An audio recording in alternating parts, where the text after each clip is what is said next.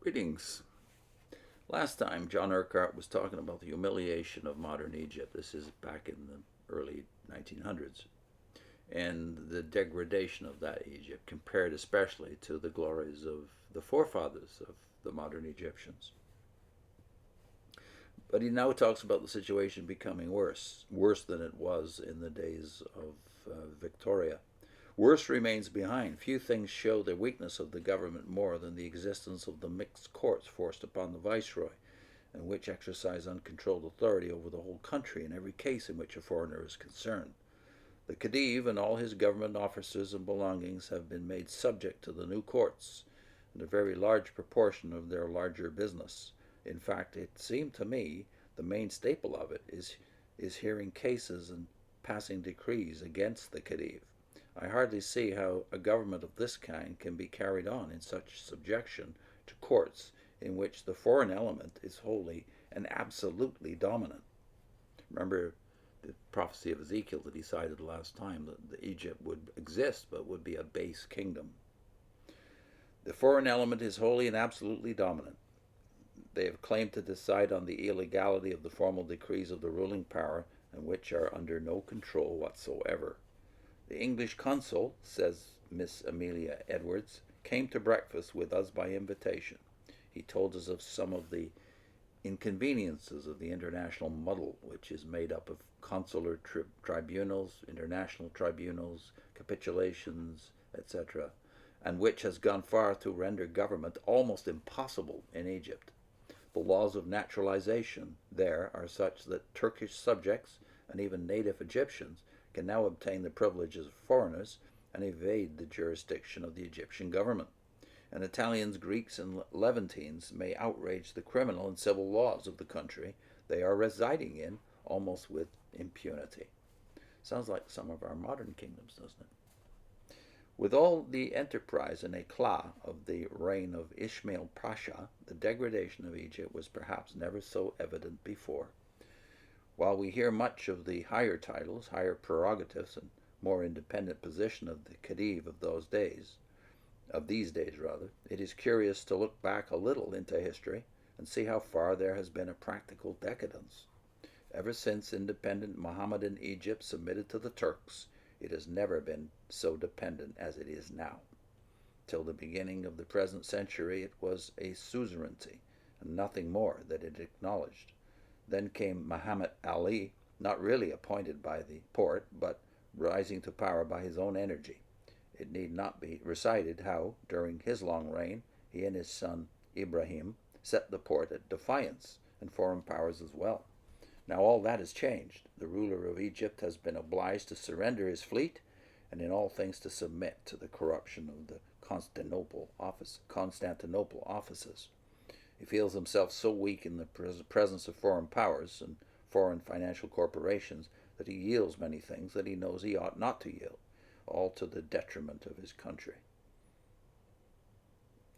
The events which have transpired since those words were written have only more fully revealed the misery of Egypt.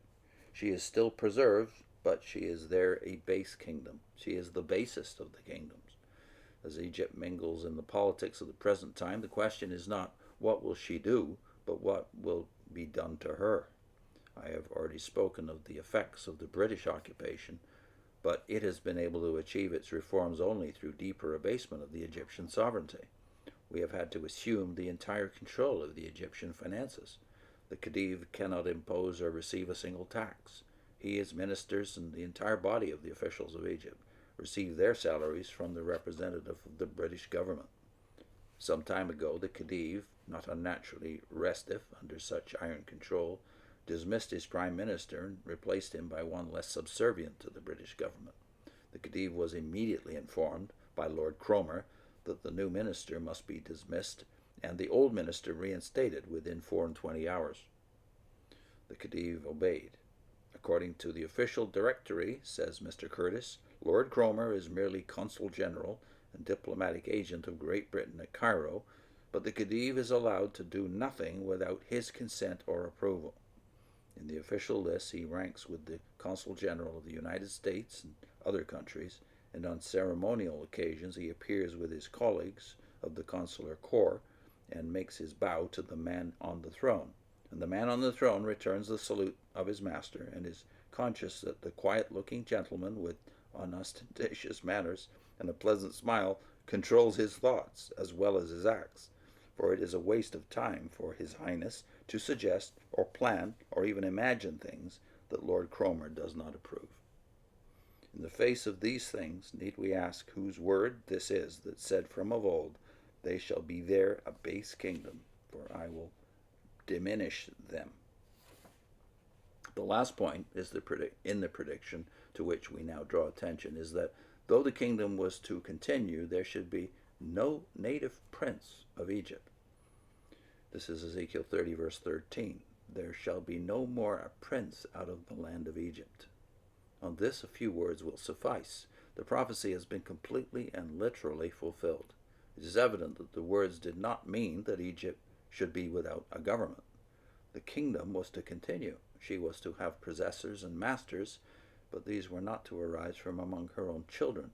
There was to be no longer a native ruler, but the land, with all that was its glory and its strength, was to be made waste under the disastrous dominion of those who were bound to the people by no ties of kindred or of country.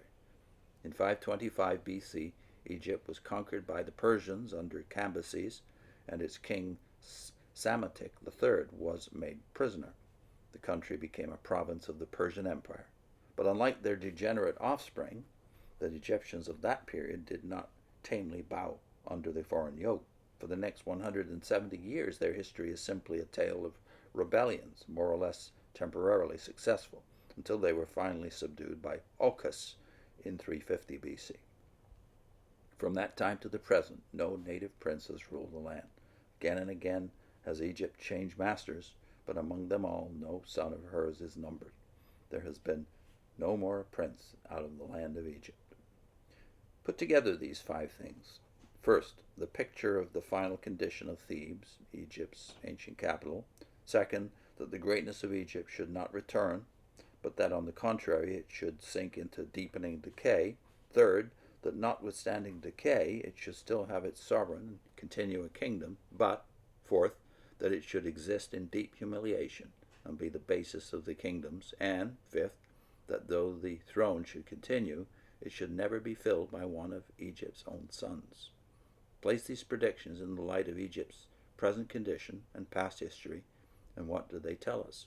Surely, not merely that this is God's book, they do say, but these words were never man's, but holy men of God spoke as they were moved by the Holy Ghost. But they tell us also that God is judge, that he will rebuke pride and punish sin. The Lord ruleth, and forgets neither his threatenings nor his promises. I'll put in a link to